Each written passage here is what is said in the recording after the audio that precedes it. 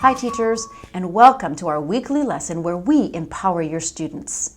Today I want to talk about a marvelous invention. I'm sure you all know about it. It's the Post-it note.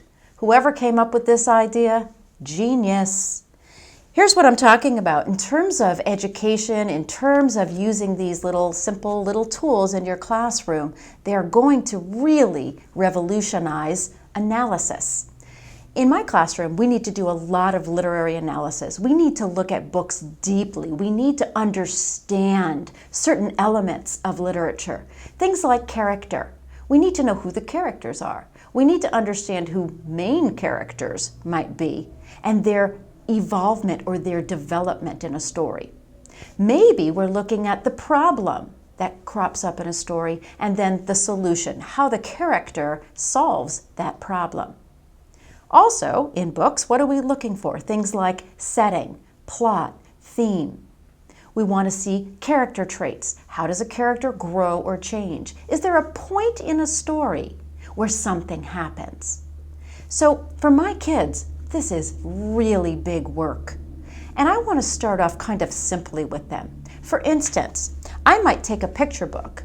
This one I have in my hands here, Brave Irene by William Steig, is a great opportunity to look at character development.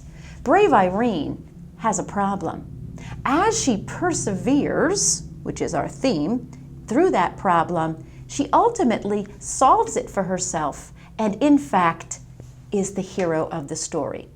So that's a big concept for kids. I want to take that now and break it down. And I want to teach my kids how to find all of those elements.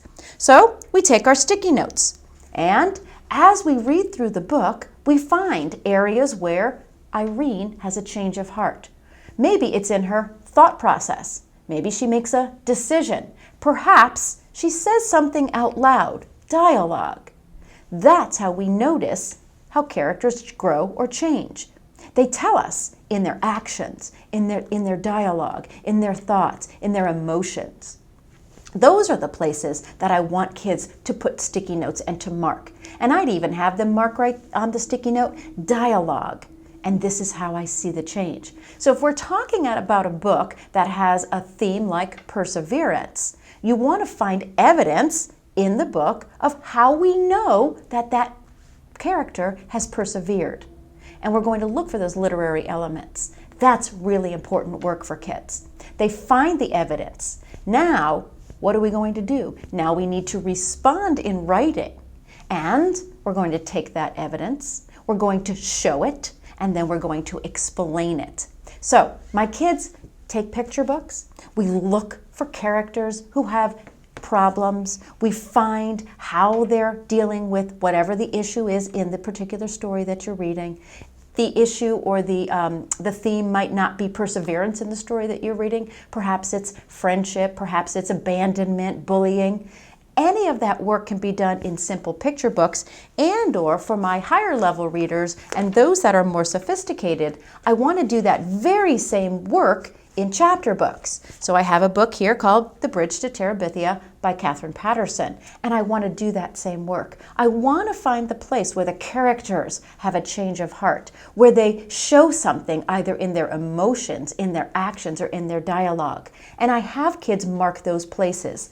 Later on, when it's time to do some writing about these books or about these literary pieces, they have a way to go back and find the evidence, and they can explain it.